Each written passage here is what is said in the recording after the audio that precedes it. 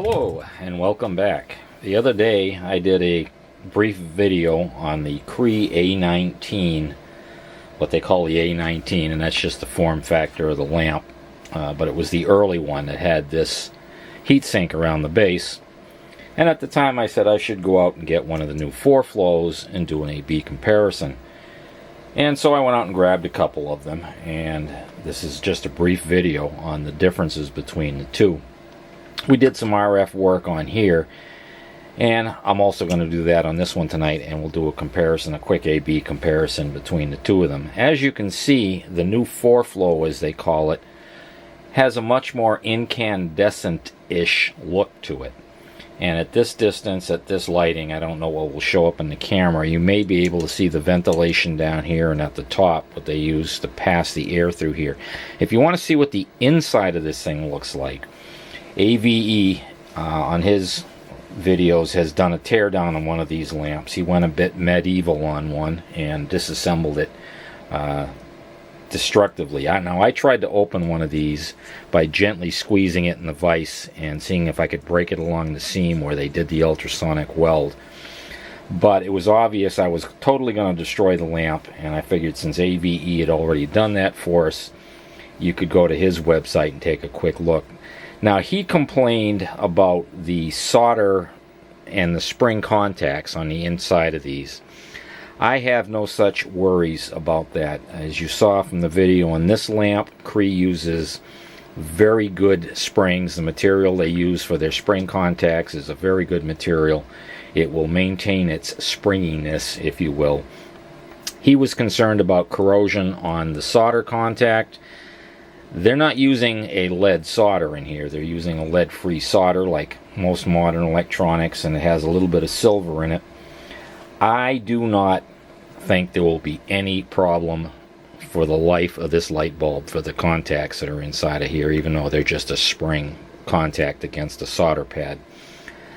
These bulbs are rated for damp operation for areas in damp locations. Not wet locations where they're directly exposed to water, but damp locations such as high humidity or basements or, out in your garage. There should be no problem. Cree, I'm sure, has done their homework. And as I mentioned in the previous video, I worked for a company that supplied them with capital equipment, and they do extensive life tests on their LEDs. Now, as a quick comparison, the new bulb, the new 4-flow, draws 11 watts versus the 9.5, or 95 milliamperes versus 79 milliamperes. There's about a 30 lumen difference. This is supposed to be about 30 lumens brighter. And an independent testing, where this is 2700K, this was measured in an independent test to be about 2650, I think, Kelvin, so it's a little bit more towards the red scale, again a little more incandescent-ish, if that's a word. But how do we look RF wise? Well, let's take a quick look over here at the spectrum analyzer, and I'm going to try to keep this video as short as I can. Here we have a center frequency of 200 megahertz. I'm going to shut both of these off. We have a center frequency of 200 megahertz with a span of 400 megahertz. Now, looking at the old A19 style, you can see most of the noise is 100 megahertz or below. 100 megahertz would fall right about here. So most of the noise is below 100 megahertz. On the new lamp, oh my gosh, the whole spectrum lights up. However, most of the noise, the worst of it, is over here from 100 megahertz up. And it seems like at the lower end of the spectrum it's putting out less noise. And let's go back to the other one. The other one has its highest noise level down at the low end of the spectrum. That's part of the story. Now let me back the camera up a little bit. Okay, if you're contemplating operating on the new low band frequencies when we get a hold of them, here's an interesting test. I'm going to turn on a simple AM radio. In fact, it's that kit that I did in a previous video. And we're going to compare the noise level of these two lamps at various distances. You can see I have a tape measure laid out here. Not very scientific, but it's a pretty good seat of the pants feel for how much noise he's irradiating. Here's the old guy that we saw was somewhat noisy in the low frequency spectrum. So we'll turn him on, and as I move back, I'm out around about 40 inches before I lose that sound of that raspy buzz. I'm still hearing it. It may not be evident on the... Yeah, about 40 inches I lose all of the noise from that lamp. Now let's turn that one off and turn this one on. Whoops. By the time I get out to just over a foot, that's gone. So the noise energy at the low band frequencies, this is AM, is obviously a lot cleaner than this lamp is. You hear the buzz come right up. Out to past 40 inches. Now I'm about 48 inches and it's still there. Where if I turn this one on, I have to come all the way back in to just about a foot. 12-13 inches, I'm starting to hear noise again. So, your choice here.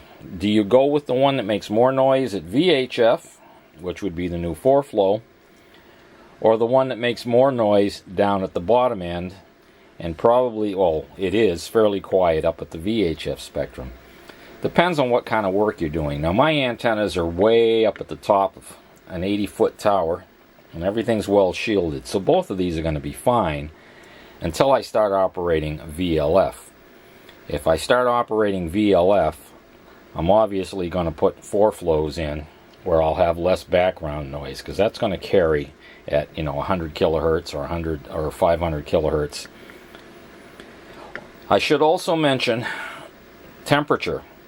This unit, as measured down here at the heatsink, gets up to 87 C, 189 Fahrenheit, which is fairly warm. It gets pretty toasty down here after a couple of hours.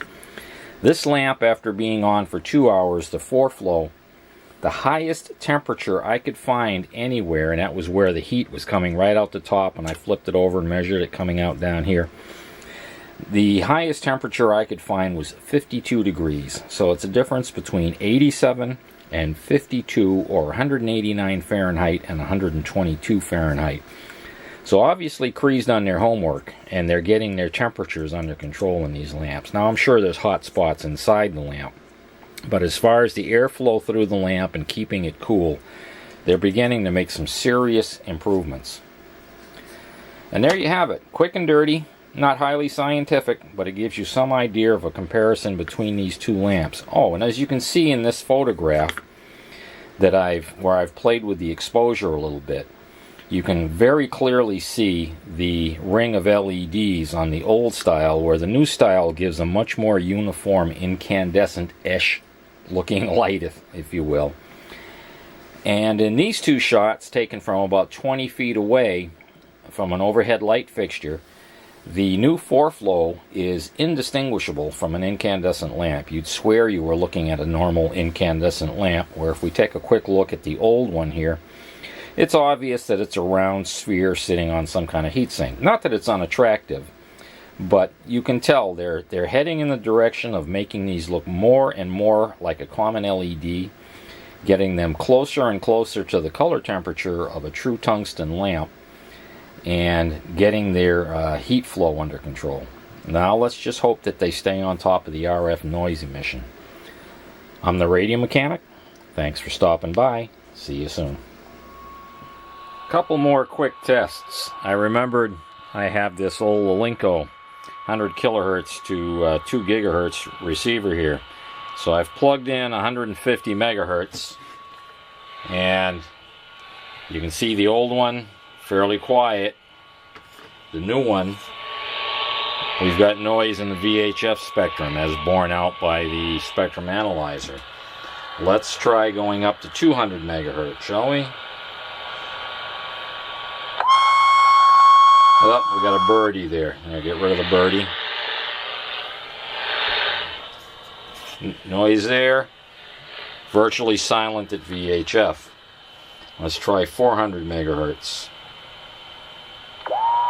Again, birdie will get off of there. Noise at VHF. Very quiet. I got to get right up on it to hear it at VHF. Now this is a poor receiver for doing that, because it's got an AGC and an automatic noise blanker in it that gets rid of a lot of this noise, but it gives you some indication that the spectrum analyzer wasn't lying to us. This is fairly quiet at low frequency. This one's fairly quiet at VHF. That's it for real this time. Take care. Please come back. Bye now.